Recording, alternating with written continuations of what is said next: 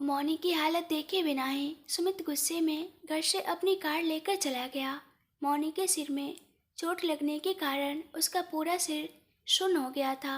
वह बिल्कुल भी उठ नहीं पा रही थी और सोफे को पकड़कर नीचे बैठी रही। तभी सुमित के घर के सामने एक कार रुकी।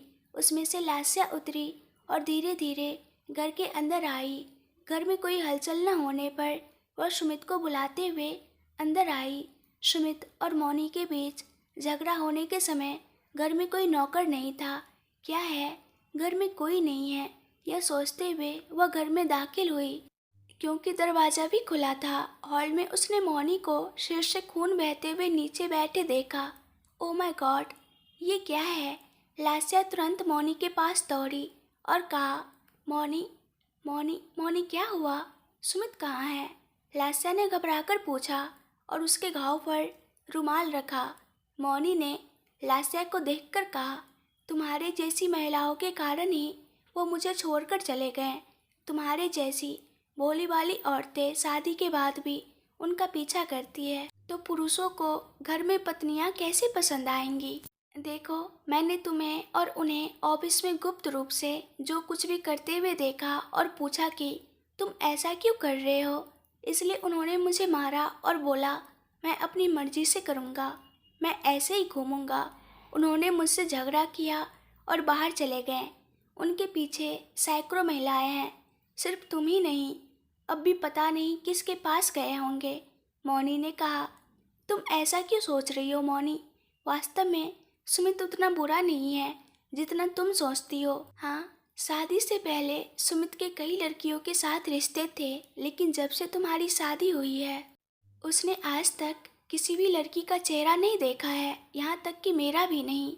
मैंने सुमित को पहली बार देखते ही उससे प्यार कर लिया और उससे शादी करना चाहती थी, लेकिन सुमित ने मुझे स्पष्ट रूप से बता दिया, यह शादी वादी मेरे बस की बात नहीं है। क्या तुम मेरे साथ रिश्ते में रहोगी? उसने मुझसे पूछा। मैं किसी भी तरह सुमित को पाना चाहती थी, इसलिए मैंने सुमित के साथ रिश्ता रखा, लेकिन उसने हमेशा अपने फायदे के लिए ही सोचा। उसने कभी भी मुझसे थोड़ा सा भी प्यार नहीं दिखाया। सुमित से मिलने के कुछ ही दिनों में उसने मुझे बताया कि वह तुमसे प्यार करता है। वह इस दुनिया में तुम्हारे अलावा किसी और से प्यार नहीं करता मौनी, क्योंकि सुमित ने तुम पर अपनी जान न्यौछावर कर दी है। तुम उसे नहीं मिली, इसलिए वह बदल गया। अगर तुमने पहले उसके प्यार को पहचान लिया होता तो सुमित और तुम्हें जीवन में इतनी परेशानियां नहीं होती मौनी। खून बहुत बह गया है मौनी, चलो अस्पताल चलते हैं। लास्या ने कहा, मुझे ज़रूरत नहीं है, मुझे ऐसे ही मरने दो, मुझे वास्तव में जीना नहीं है। मौनी रोई। मौनी प्लीज़ चलो। लास्या ने मौनी को ज़बरदस्ती अपनी कार में अस्पताल ले जाकर इलाज करवाया। लास्या अस्पताल आने के बाद से सुमित के मोबाइल पर फ़ोन कर रही है, लेकिन वह बंद बता रहा है। हाँ सुमित, तुम कहाँ चले गए? तुमने मौनी को उस हालत में देखा, फिर भी तुम्हें उसे कैसे छोड़ना ठीक लगा? लास्या सोचते हुए सुमित के नंबर पर लगातार कॉल कर रही है। लगभग 1 घंटे तक लगातार कोशिश करने के बाद भी सुमित का फ़ोन नहीं लगा। इस बीच मौनी का इलाज भी पूरा हो गया। डॉक्टर बाहर आए और कहा, हमने लड़की को पट्टी बांध दी है और दर्द कम करने के लिए इंजेक्शन भी दिया है। मैं दवा भी लिख दूंगा। ठीक है डॉक्टर, लास्या ने कहा। लास्या मौनी के लिए ज़रूरी दवाएं लेकर कार में वापस उनके घर के लिए निकल गई। मौनी बिना कुछ बोले एक गुड़िया की तरह बैठी रही। मौनी, तुम कुछ तस्वीरों के बारे में बात कर रही थी, वे क्या है? तुम्हें कौन भेज रहा है? लास्या ने पूछा। मौनी बिना कुछ बोले अपना मोबाइल निकालकर लास्या को दे दिया। लास्या एक हाथ से गाड़ी चलाते हुए मौनी का फ़ोन खोला और उसमें सुमित और लास्या की तस्वीरें और सुमित और शहाना की तस्वीरें देखी। लास्या को समझ में आ गया कि यह कोई जानबूझकर कर रहा है, और यह भी कि यह मौनी और सुमित को अलग करने के लिए किया जा रहा है। यह मंत्री की बेटी शहाना है, मैंने इसे कहीं देखा है। लास्या ने सोचा, मैं इसके बारे में बाद में सोचूंगी। यह सोचते हुए उसने मौनी को उसके घर पर छोड़ा और कहा, मौनी, तुम इसके बारे में मत सोचो। तुमने जो कुछ भी देखा वह सच नहीं है। सुमित ने तुमसे शादी के बाद से ऐसी सभी चीज़ें बंद कर दी है। उसे तुम्हारे अलावा किसी और से प्यार नहीं है और ना ही होगा। तुम्हें इसमें डरने की कोई ज़रूरत नहीं है। लेकिन कोई भी पत्नी अपने पति को किसी और लड़की के साथ इस तरह देखकर बर्दाश्त नहीं कर सकती। मुझे तुम्हारी तकलीफ़ समझ आ रही है मौनी। मुझे तुम्हारे साथ जो हुआ उसके लिए बहुत दुख है। इसमें सुमित की जितनी गलती है उतनी ही मेरी भी है। अगर मैं उस समय सुमित के करीब नहीं आई होती तो अच्छा होता। तुम्हारी तरह मुझे भी सुमित का किसी और के पास जाना पसंद नहीं आता, इसलिए मैंने उससे किसी भी तरह शादी करने की सोची। लेकिन सुमित ने मुझे कभी मौका नहीं दिया। फिर भी तुम्हारे उसके दिल में रहते हुए वह किसी और महिला के साथ अपनी शारीरिक इच्छा पूरी कर सकता है, लेकिन प्यार नहीं बांट सकता मौनी। हमेशा के लिए सुमित का दिल तुम्हारा है मौनी। मेरी वजह से हुई गलती के लिए मुझे बहुत खेद है मौनी। मैं अब यहाँ भारत में नहीं रह रही हूँ मौनी। मैं अपनी माँ के पास जा रही हूँ। इसलिए आखिरी बार तुमसे और सुमित से मिलकर जाना चाहती थी। तुमने जो सोचा है सुमित कहीं और नहीं गया होगा मौनी। तुम्हें डराने के लिए उसने ऐसा कहा होगा, लेकिन वह तुम्हें छोड़कर नहीं रह सकता। ठीक है, शाम तक सुमित घर आ जाएगा। तुम चिंता मत करो। दवा खाकर आराम करो मौनी। मैं नहीं चाहती कि मैं फिर कभी तुम्हारी ज़िंदगी में आऊँ। अलविदा, लासा ने कहा और अपनी कार लेकर चली गई। क्या है ये सुमित, तुमने उसे इतना दुख क्यों दिया? मैंने तो यही चाहा था कि तुम खुश रहो, लेकिन तुम अपनी ज़िंदगी खुद क्यों बर्बाद कर रहे हो? यह सोचते हुए लास्या ने फिर से सुमित के नंबर पर कॉल करने की कोशिश की। फिर से बंद आने पर लास्या को गुस्सा आ गया। उसे सहाना याद आई। कहीं वह उसके पास तो नहीं चला गया। यह सोचते हुए उसने अपने एक दोस्त को फ़ोन किया और शाहाना की तस्वीरें भेजकर पूछा कि क्या उसे पता है कि वह कहाँ रहती है। हाँ, मुझे पता चला कि वह मंत्री की बेटी है और वह बहुत घमंडी है। वो हमेशा पब और पार्टियों में घूमती रहती है, लास्या के दोस्त ने कहा। ओह ठीक है, मैं तुम्हें 2 नंबर भेज रही हूँ। क्या तुम मुझे बता सकती हो कि वे कहाँ हैं? लास्या ने पूछा। हाँ, मैं बता दूंगी लास्या, भेजो, उसने कहा। ठीक है, लास्या ने कहा और शाहाना का नंबर और सुमित का नंबर अपने दोस्त को भेज दिया। मैं तुम्हें 15 मिनट में बताती हूँ, उसके दोस्त ने कहा और 15 मिनट बाद लास्या को वापस फ़ोन किया। हेलो लास्या, ये दोनों नंबर एक ही जगह पर स्थित है। यह शहर के बाहरी इलाकों में दिखा रहा है, उसने कहा और लास्या को पता भी बता दिया। ओह ठीक है, बहुत बहुत धन्यवाद मेरी मदद करने के लिए, लास्या ने कहा और तेजी से उस पते पर निकल गई। यहाँ मौनी से झगड़ा करके बाहर निकला सुमित बहुत गुस्से में एक पब में गया। बहुत दिनों बाद शराब पीने के लिए पब में जाते ही उसने अपनी पसंदीदा ड्रिंक का ऑर्डर दिया और बहुत तेज़ी से पीने लगा। उसी पब में सहाना अपने दोस्तों के साथ शराब पीते हुए मौज मस्ती कर रही थी। उसने सुमित को देखा। ओह, यह हैंडसम यहाँ क्या कर रहा है? वह बहुत दिनों से यहाँ नहीं आया है, उसने कहा और स्टाइल से सुमित की ओर चल पड़ी। हाय हैंडसम, तुम यहाँ क्या कर रहे हो? सहाना ने पूछा और सुमित के सामने बैठकर खुद भी ड्रिंक करने लगी। सुमित ने ड्रिंक करते हुए सहाना को देखा और कहा, तुम यहाँ भी आ गई? सहाना ने कहा, हाँ सुमित, वैसे तुम पब में क्या कर रहे हो? सुमित बोला, क्या मैं नहीं आ सकता? नहीं, ऐसा नहीं है, मैंने बस पूछा क्योंकि तुम बहुत दिनों से पब नहीं आए हो। सुमित ने गंभीरता से कहा, तुम्हें इससे कोई मतलब नहीं है, लेकिन तुम यहाँ से चली जाओ। हे शांत हो जाओ सुमित, तुम इतने गंभीर क्यों हो रहे हो? तुम किसी तरह के तनाव में लग रहे हो। मैं तुमसे बाद में बात करूँगी, सहाना ने कहा और अपना ड्रिंक का गिलास लेकर वापस अपने दोस्तों के पास चली गई। सहाना के दोस्तों ने पूछा, वो सुमित है ना? सहाना ने सुमित को देखते हुए और ड्रिंक की चुस्की लेते हुए कहा, हाँ वही है जिसने तुम्हें उस दिन मारा था, है ना? हाँ वही है। जब से उसने मुझे मारा है तब से मैं उसके लिए और भी पागल हो गई हूँ, सहाना ने कहा। उन्होंने पूछा, तो तुमने अभी क्या बात की? वो मुझे देखते ही चिढ़ जाता है, मुझे बात करने का मौका कहाँ देगा, लेकिन आज मैं उसे किसी भी तरह से पालूंगी। वह गुस्से में है, मैं उसे जादू या मंत्र से अपनी मुट्ठी में कर लूँगी। सहाना ने कहा। सहाना के दोस्तों ने कहा, देखो तो उसका फिगर कैसा है, तुम उसे कैसे मोहित करोगी।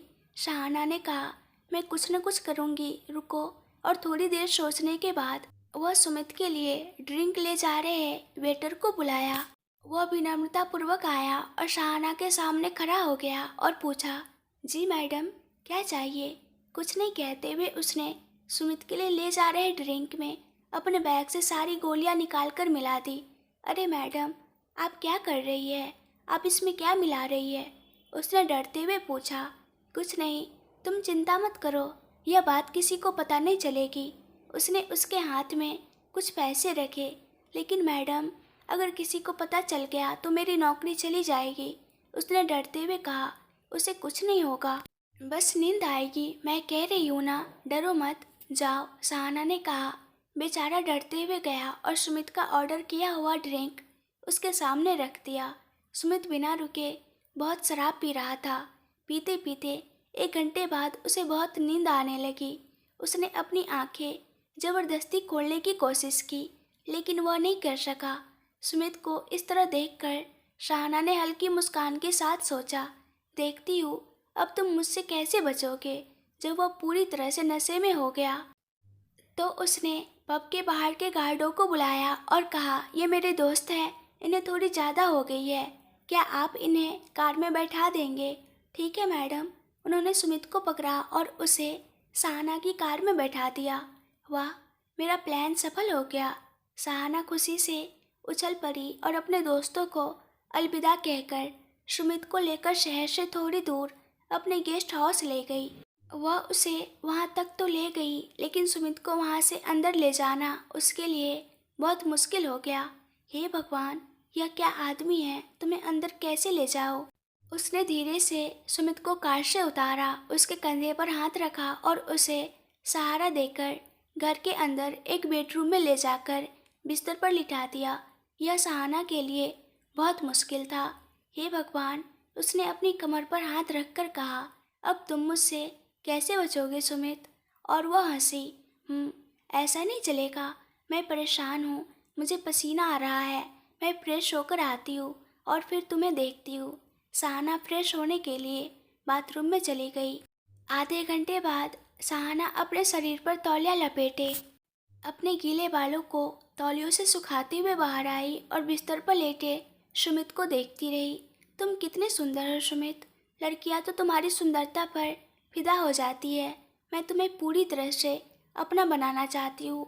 हाँ, मैं वह भी करूँगी अभी जो मैं करने जा रही हूँ। उसके बाद तुम्हें मेरी बात माननी ही पड़ेगी। उसने एक जहरीली मुस्कान दी और कमरे में रखे फ्रिज से जूस की एक बोतल निकाली और जूस को एक गिलास में डाला। उसने उस गिलास में पहले से लाकर रखी हुई सेक्सुअल फीलिंग्स वाली ड्रग मिला दी। अब तुम मुझे कैसे मना करोगे सुमित, भले ही मैं तुम्हें मना भी करूँ, तुम मुझे नहीं छोड़ोगे। उसने सोचा। श्रीकांत जी ऑफिस में थे, तभी उन्हें अस्पताल से फ़ोन आया।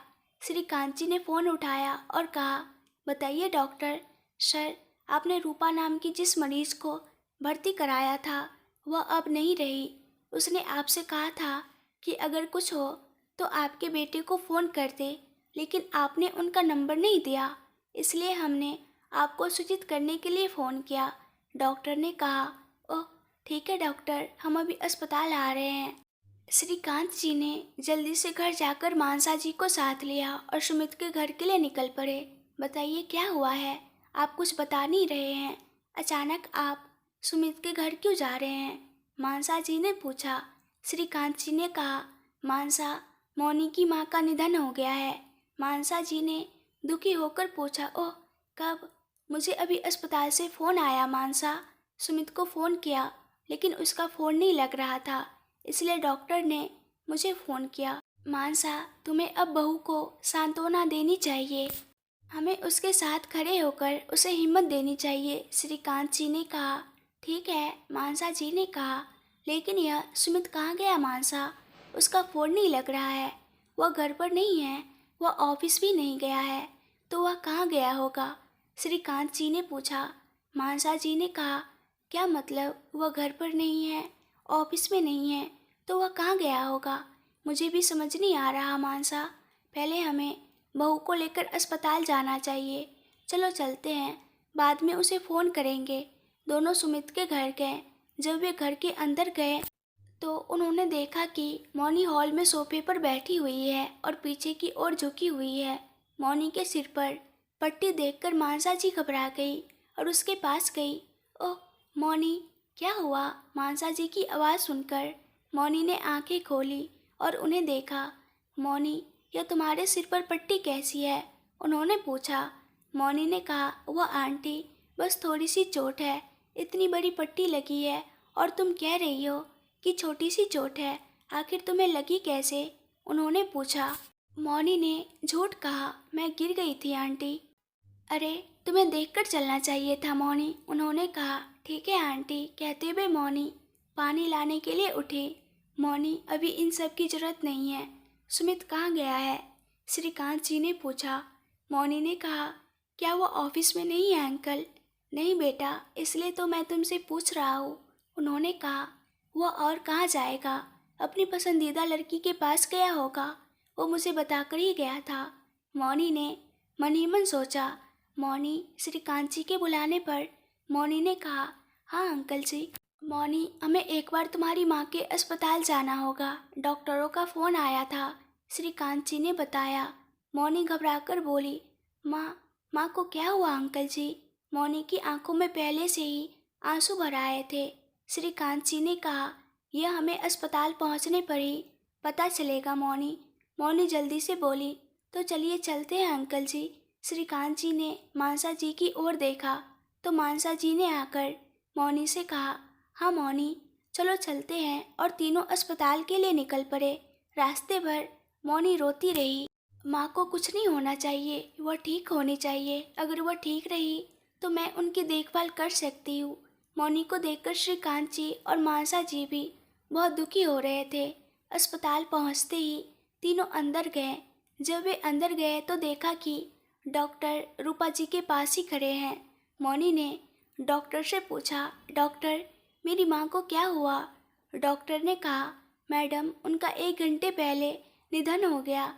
बस इतना सुनते ही मौनी सदमे में आ गई। उसकी आंखों से आंसू बहने लगे और वह रूपा जी की ओर देखती रही।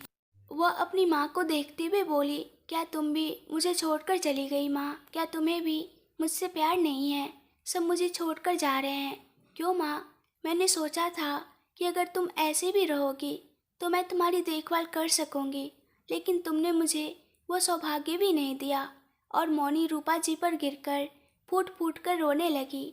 उसका रोना देखकर श्रीकांत जी और मानसा जी को भी बहुत दुख हुआ। माँ उठो, माँ, अगर तुम भी चली जाओगी तो मेरे पास कौन रहेगा? प्लीज़ माँ, उठो माँ। मौनी रो रही थी। मानसा जी मौनी के पास गई और उसे सांत्वना देते हुए कहा, बेटी मौनी, चुप हो जाओ बेटी। आंटी, माँ को उठने के लिए कहो आंटी, मुझे मेरी माँ चाहिए। मौनी मानसा जी को गले लगाकर रो रही थी। श्रीकांत जी ने फिर से सुमित को फ़ोन करने की कोशिश की, लेकिन सुमित का फ़ोन बार बार स्विच ऑफ बता रहा था। ओह, यह कहाँ चला गया? ऐसे समय में इसे मौनी के पास होना चाहिए, लेकिन यह क्या कर रहा है? सुमित पर गुस्सा आ रहा था। उन्होंने खुद को शांत किया। श्रीकांत जी ने लोहित को फ़ोन किया। हेलो पापा। हाँ लोहित, तुम तुरंत यहाँ अपनी भाभी की माँ जिस अस्पताल में है वहाँ जल्दी आओ, उन्होंने कहा। क्या हुआ पापा? लोहित ने घबराकर पूछा। मौनी की माँ का निधन हो गया लोहित। तुम्हारे भाई का कुछ पता नहीं चल रहा है। वह ऑफिस में नहीं है, घर पर नहीं है। उसका मोबाइल भी स्विच ऑफ आ रहा है। पता नहीं वह कहाँ गया है। क्या तुम्हें कुछ पता है? नहीं पापा, मुझे नहीं पता, लेकिन भैया कहाँ गए होंगे? वही तो मुझे समझ नहीं आ रहा। यहाँ उसकी बहुत ज़रूरत है, लेकिन वह यहाँ नहीं है। मुझे समझ नहीं आ रहा कि उसे कैसे ढूंढा जाए। तुम पहले यहाँ आओ, उन्होंने कहा। ठीक है पापा, मैं अभी निकलता हूँ, लोहित ने कहा और ऑफिस से तुरंत अस्पताल के लिए निकल गया। भैया बिना किसी को बताए कहाँ गए होंगे? भाभी को तो पता होना चाहिए, लोहित ने सोचा। अस्पताल में श्रीकांत जी ने सभी औपचारिकताएं पूरी कर ली। लोहित भी अस्पताल पहुंच गया। रोहित और श्रीकांत जी शाम तक सुमित को फ़ोन करने की कोशिश करते रहे और सभी जानने वालों को फ़ोन करके सुमित के बारे में पूछते रहे, लेकिन किसी को नहीं पता था कि सुमित कहाँ है। तब तक डॉक्टरों ने कहा कि उन्हें और देर तक रखना ठीक नहीं है, इसलिए श्रीकांत जी मौनी के पास गए और कहा, बेटी मौनी, अब आगे कार्यक्रम पूरे कर लेते हैं। सुमित का कुछ पता नहीं चल रहा है, क्या उसने तुम्हें कुछ बताया था? मौनी ने ना में सिर हिलाया। यह बिना किसी को बताए कहाँ चला गया? ऑफिस का काम भी है, हमें तो पता होना चाहिए, श्रीकांत जी ने सोचा। एक तरफ माँ के जाने का दुख और दूसरी तरफ इस मुश्किल समय में पति का साथ न होना मौनी को बहुत परेशान कर रहा था। फिर काफ़ी देर हो जाने के कारण रूपा जी को सीधे कब्रिस्तान ले जाना पड़ा। श्रीकांत जी ने अपनी जिम्मेदारी समझते हुए सुरेश और राजीव को भी फ़ोन करके रूपा जी के निधन की सूचना दी, ताकि वे यह न कह सके कि उन्हें बताया नहीं गया। मौनी ने अपनी माँ को आखिरी बार अपनी आंखों में भर लिया और अपने आखिरी खून के रिश्ते को भी खो देने के कारण वह अपने आंसू नहीं रोक पाई और बहुत जोर से रो रही थी। बचपन से लेकर आज तक अपने माता पिता के प्यार को याद करके, उनके साथ बिताए खुशी के पलों को याद करके वह सोच रही थी कि अगर उनके जीवन में ये रिश्तेदार नहीं आए होते तो वह अपने माता पिता के साथ कितनी खुश होती। जब सुरेश और राजीव उनके जीवन में आए तभी उनका जीवन अस्त व्यस्त हो गया। उन्होंने अच्छे होने का नाटक करते हुए उनकी सारी संपत्ति अपने हाथों में ले ली और धीरे धीरे गोविंद जी को मारकर रूपा जी को बाहर कर दिया और मौनी को अपना गुलाम बना लिया। श्रीकांत जी ने सुमित के बिना ही सभी कार्यक्रम करवाए। रूपा जी के लिए जो भी कार्यक्रम करने थे वह सब करके उनका अंतिम संस्कार ठीक से कर दिया। सब कुछ होते होते बहुत अंधेरा हो गया। मौनी अभी भी अपनी माँ को याद करके रो रही थी, इसलिए मानसा जी मौनी को अपने घर ले गई। मौनी मानसा जी के कंधे पर सिर रखकर चुपचाप आंसू बहा रही थी। घर पहुंचकर मानसा जी ने मौनी को सुमित के कमरे में ले जाकर पहले फ्रेश होने के लिए कहा और उसे वॉशरूम में ले गई। मौनी, तुम फ्रेश हो जाओ, मैं भी फ्रेश होकर आती हूँ। मानसा जी भी फ्रेश होने चली गई। तब तक मौनी फ्रेश होकर कपड़े पहनकर बिस्तर पर बैठ गई। उसके बालों से पानी टपक रहा था, लेकिन उसने ध्यान नहीं दिया और कहीं और देखती रही। मौनी, ऐसे ही रहोगी तो तुम्हें सर्दी लग जाएगी, मानसा जी ने मौनी के गीले बाल पोंछते हुए कहा। मौनी, दुखी मत हो बेटी, अब हम सब तुम्हारे साथ हैं ना। तुम्हारे माता पिता तुम्हें छोड़कर चले गए, लेकिन वे ऊपर से तुम्हें देख रहे होंगे। वे चाहते हैं कि तुम खुश रहो। उनकी तो तुम अकेली हो ना, थोड़ा हिम्मत रखो बेटी। तुम्हारे लिए तुम्हारे माता पिता फिर से तुम्हारे बच्चों के रूप में तुम्हारे पास आएंगे, ठीक है? और रो मत। मानसा जी ने आकर मौनी को थोड़ी देर सांत्वना दी और कहा, बेटी तुम सुबह से ऐसे ही हो, कुछ खा लो। मौनी ने कहा, नहीं, मुझे कुछ नहीं चाहिए, प्लीज़। मौनी को और परेशान न करते हुए उन्होंने कहा, ठीक है, थोड़ा जूस ही पी लो बेटी।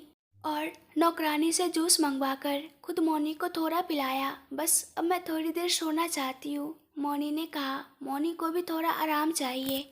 यह सोचकर उन्होंने कहा, ठीक है बेटी, बिना कुछ सोचे सो जाओ। और मौनी को बिस्तर पर लिटाकर लाइट बंद करके दरवाजे के पास जाकर नीचे आ गई। कैसी है मौनी? श्रीकांत जी ने मानसा जी से पूछा। माँ को खोने के बाद कोई कैसा महसूस करेगा? इस समय कोई अपना पास होता तो अच्छा होता। वह अपनी पत्नी को छोड़कर कहाँ चला गया ऐसे काम करने? मानसा जी ने गुस्से से कहा, अगर पता होता कि तुम्हारा बेटा कहाँ है तो हमें यह तनाव क्यों होता मानसा? उसे तो हमेशा सबको परेशान करना ही आता है। श्रीकांत जी भी गुस्से में बोले, भैया कहाँ गए होंगे? उन्होंने पहले कभी ऐसा नहीं किया। वह जहाँ भी जाते हैं बताकर जाते हैं कि मैं यहाँ हूँ। तो यह क्या है? रोहित सोच रहा था। सुमित मौनी के पास से निकलकर पब जाने के समय ही अपना फ़ोन बंद करके फेंक देता है। सुमित पब जब गया तब से सहाना उसे गेस्ट हाउस ले गई और उसी समय मौनी की माँ का निधन हो गया। यह सब हो गया। इन सब से अनजान सुमित सहाना द्वारा दी गई दवा के नशे में सो रहा है। सहाना ने न सिर्फ उसे नशीली दवा दी बल्कि अब सुमित को सेक्सुअल ड्रग भी देकर उसके साथ संबंध बनाने की कोशिश कर रही है। लेकिन वह बहुत नशे में था, इसलिए सहाना को यह पता नहीं था कि क्या यह दवा काम करेगी या उसका उस पर कोई प्रभाव पड़ेगा।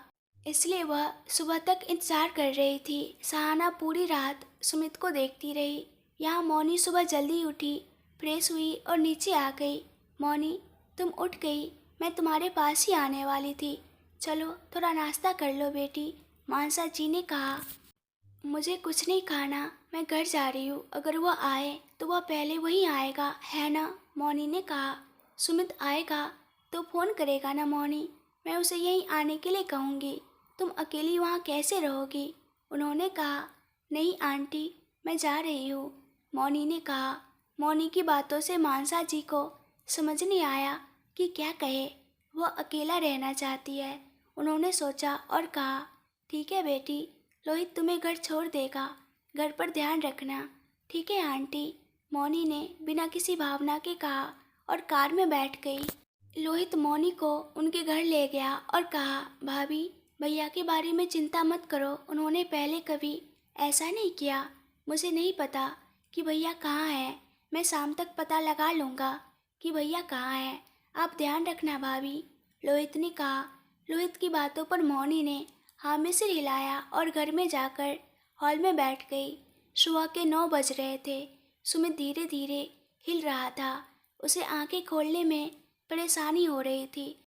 उसे देखकर शाहाना की आंखों में चमक आ गई और उसने सोचा, ओह हीरो, उठ रहे हो। उसने स्टाइल से अपना बना हुआ जूस लिया और सुमित के बगल में बैठ गई। उसे अपनी बाहों में सहारा देते हुए उसने सोचा, जिन हाथों से तुमने मुझे दूर धकेला है, उन्हीं हाथों से तुम मुझे अपने करीब खींचोगे, तब क्या करोगे सुमित बाबू? और मुस्कुराते हुए उसने जूस का गिलास सुमित के होठों के पास रखा। तभी कमरे का दरवाज़ा बहुत ज़ोर से खुला। आवाज़ सुनकर शाहाना ने मुड़कर देखा कि कौन है। लास्या बहुत गुस्से में कमरे में आई और तौलिए में लिपटी शाहाना को और नशे में धुत सुमित को देखकर बोली, तुमने सुमित के साथ क्या किया? ओह, तुम कौन हो? शाहाना उठकर खड़ी हो गई और बोली, मुझे लगता है मैंने तुम्हें कहीं देखा है। हाँ, तुम सुमित की रखैल हो ना? अपनी जुबान संभाल लो, लास्या ने कहा। सच बोलने पर तुम्हें इतनी मिर्ची क्यों लग रही है लड़की? मुझे तुमसे कोई बात नहीं करनी, पहले यहाँ से हटो। तुमने सुमित के साथ क्या किया? लास्या ने सुमित के गालों पर जोर से थप्पड़ मारे, लेकिन सुमित को होश नहीं आया। तुमने सुमित को क्या कर दिया? लास्या गुस्से में शाहाना की ओर बढ़ी।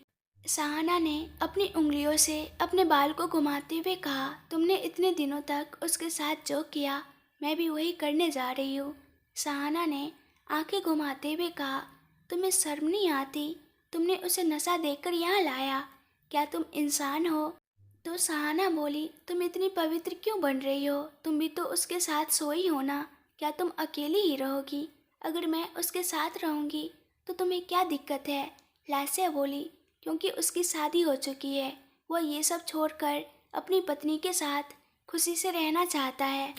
लेकिन तुम एक राक्षसी की तरह आकर उनके बीच झगड़ा करवा रही हो और उन्हें अलग करना चाहती हो। मुझे ये सब नहीं पता, मुझे सिर्फ वो चाहिए, तुम यहाँ से जाओ। शाहाना ने झुंझलाकर कहा, तुम्हें पता भी है उसका परिवार वहाँ उसके लिए परेशान हो रहा है और तुम्हें रोमांस सूझ रहा है। आई बड़ी चुड़ैल। लास्या ने अपनी पूरी ताकत से शाहाना के गाल पर एक जोरदार तमाचा जरा। क्या हिम्मत है तुम्हारी? तुमने मुझे मारा। तुम्हें पता है मैं कौन हूँ? तुम्हें पता है मैं तुम्हारा चाहूँ तो तुम्हारा क्या हाल कर सकती हूँ? शाहाना ने कहा, कुछ नहीं कर सकती, एक और बार मारा तो तुम्हारे सारे दांत टूट जाएंगे, बता रही हूँ। थोड़ी औरत की तरह बर्ताव करो, लास्या ने कहा। हाँ, ये बात तो तुम्हें मुझे बतानी चाहिए। ओ पतिव्रता, तुम तो उसके साथ घूमती रहती हो और जब मैं उसके पास आई तो तुम्हें ये सब याद आ रहा है। शाहाना ने कहा, मैं तुम्हारे जैसी नहीं हूँ, वो मेरे लिए मेरी जान से भी बढ़कर है। मैंने उससे शादी करने को कहा था, लेकिन उसने कहा कि उसे शादी नहीं करनी, वो मेरे साथ रहेगा, तो मैं उसके साथ रही। मुझे पसंद था। मैंने सपने में भी किसी और आदमी के बारे में नहीं सोचा। मैं सपने में भी नहीं सोच सकती। जब तक मेरी जान है, मैं सिर्फ उसी की पूजा करूँगी। मुझे बस यही चाहिए कि वो अपनी पत्नी के साथ खुश रहे। अगर उसे मेरी ज़रूरत नहीं है, तो मैं उसकी ज़िंदगी में कभी वापस नहीं आऊँगी। मुझे सिर्फ उसकी खुशी चाहिए। मैं उससे इतना प्यार करती हूँ, लेकिन उसका प्यार सिर्फ मौनी का है। मुझे ये बात पहले से पता है, इसलिए शादी के बाद मैंने कभी सुमित से मिलने की कोशिश नहीं की। इसलिए मैंने यहाँ से हमेशा के लिए चले जाने का फैसला किया। मैं जाने से पहले उसकी ज़िंदगी ठीक करके जाऊँगी। तुम्हारी जैसी औरतों के हाथों में उसकी ज़िंदगी बर्बाद नहीं होने दूँगी। लास्या ने सहाना के गाल पर एक और जोरदार तमाचा जरा, जिससे वो गिर गई। सुमित को बड़ी मुश्किल से वहाँ से उठाकर लास्या ने अपनी कार में बिठाया। सहाना का प्लान फेल होने से लास्या पर आग बबूला होकर वह अपने गाल पर हाथ रखकर गुस्से से तिलमिला रही थी। क्या कर रहे हो सुमित? तुम्हें समझ में नहीं आ रहा? तुम जाकर ऐसी लड़की के हाथों में पड़ गए। अगर मैं यहाँ ना आती तो पता नहीं वो तुम्हारे साथ क्या करती। लास्या ने गुस्से में सुमित को भी एक थप्पड़ मारा। गाड़ी चलाते हुए गुस्से में, हे भगवान, मौनी वहाँ कैसी होगी? अगर वह सुमित को इस हालत में देखेगी तो क्या सोचेगी? भगवान, इन दोनों के बीच कोई गलतफहमी न हो, तुम ही बचाना। लास्या ने सोचा। यहाँ मौनी घर में अकेली सोफे पर बैठी आंखें बंद करके सोच रही थी, सच में क्या मैं आपके लिए ज़रूरी नहीं हूँ राम जी?